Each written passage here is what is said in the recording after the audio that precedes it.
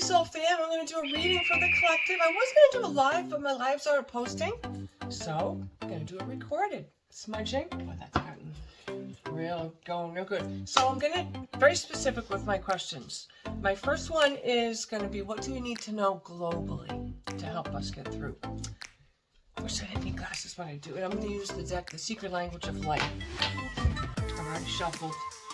And I also have one for each chakra, a Merkaba set right in front of me, and often I'm pulled to different colors, and each color has meaning. So if I grab one and I start talking, you'll know why. So I pull the cards that are warm.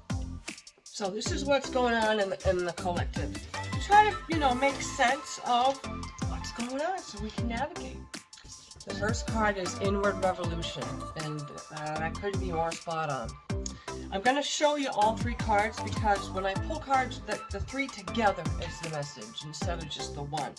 The middle one is healing, and that is essentially at the center of all of the turmoil that is happening.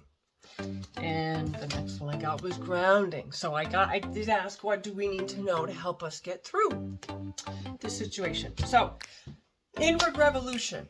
A lot of the inward revolution stuff I'm picking up as sort of propaganda.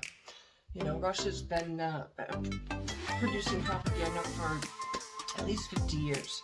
And it's spread into our other countries through social media, particularly Facebook.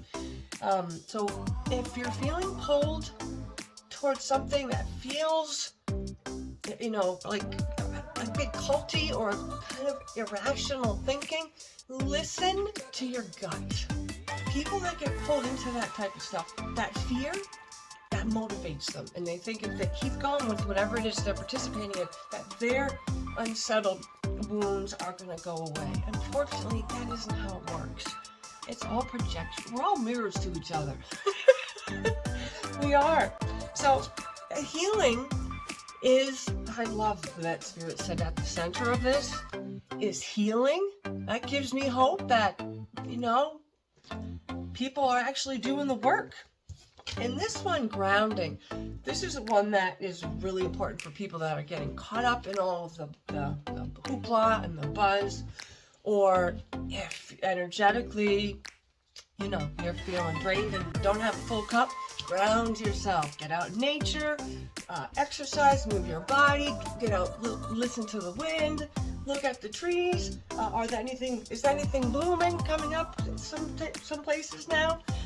Ground yourself. Get present in the moment. The second question I'm going to pull is about relationships, and I'm going to use my heart deck for that. But this is going to be super specific for some people. Oh, okay. Wow. Okay. Well, we got a little of everything. First off, let me show you each card. Reach out. So it's a lonely person. And you can see that there are people around them. She's sitting on hands. She does have the support, but she is not reaching out. Awaiting results. This person is sitting and waiting, and I've pulled this card a lot, and there's different meanings when it's a different question. But what I'm getting about what it means now is, if you were just sitting and waiting, you're not actually proactively manifesting anything, or giving the universe any direction. Or when I say the universe, I mean God, I mean Jesus, Buddha, Allah, the Great Spirit, the Creator, it's all the same to me. A lot of what's going on with relationships are waiting results. It's time to move on. Okay? If you are waiting, just hit me with this word. The people that are waiting and waiting and waiting for someone else to change, narcissistic relationship or toxic relationship. There's been a lot of you reaching out, but you still aren't feeling like you're making the connection. And it looks, this person is very set in their ways. So there's someone that is very resistant to change. This card essentially shows my symbol for people that aren't open to change. And what else do we have on this card? There's some kind of There's an apple at the top of the tree, right around her heart chakra. If that has some particular meaning for somebody, I'll leave that for you. And moving on. Giving CPR to dead relationships is exhausting. It doesn't work. And it's hard when we really love people and we know how they could help themselves, or we want to help them and they don't want the help, or you probably show them how to get the help and they don't get the help. It's so hard, because you love people deeply, to have to move on and say, I've done what I can. Yeah, we have to allow people to be who they are. We have to allow people to be in the vibration that they choose, because it's their experience. We're not talking better or worse at all. This is just, relationships. So this doesn't mean that everybody in the world needs to move on. But if these first two cards resonated, then it is time to move on. And I got pulled to grab my, this is the Lapis Lazuli Indigo.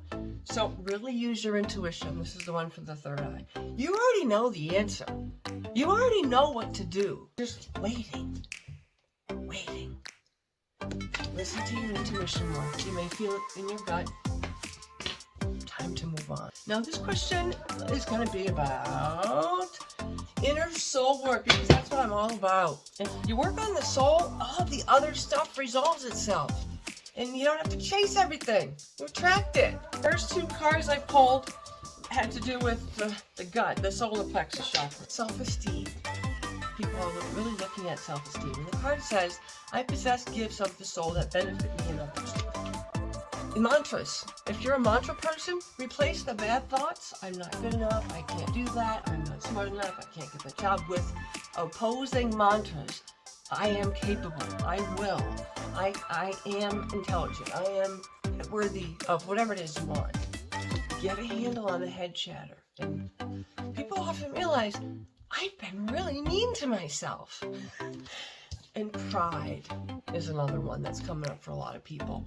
I love myself and I see myself in everyone. So pride has negative connotations. It can be a positive thing when you have, like, being proud of, like, my children, being proud of somebody's graduating. That's great. That's wonderful pride. The ego pride is where you get manipulative and controlling, and you need to project your beliefs onto other people instead of just letting people live. Pride is coming up. So let's say solar plexus chakra activity. So if these two things are something that people are working on, you'll feel it right here. Okay? Now the next card I got, which, God, I'm considering the state of where we are right now in the world, peace is the card I pulled. And it says, I am a being of love and I release all negative energy. This gives me a lot of hope that what is going on is going to resolve itself in the end for the better of all. We have to hope that. We have to believe that. What else can we believe? What else can I believe? I'm not trying to make anybody else believe. To get to peace, on a soul level, we've got to work through the self-esteem, the pride, and ego before you're going to find the peace. These are two big blockages for a lot of people. And it does, when you have an ego and it's driving the bus, these things can really get you caught up in soul lesson school, earth school I call it. These grades are tough, but it's worth doing the work, because at the end you find that inner peace.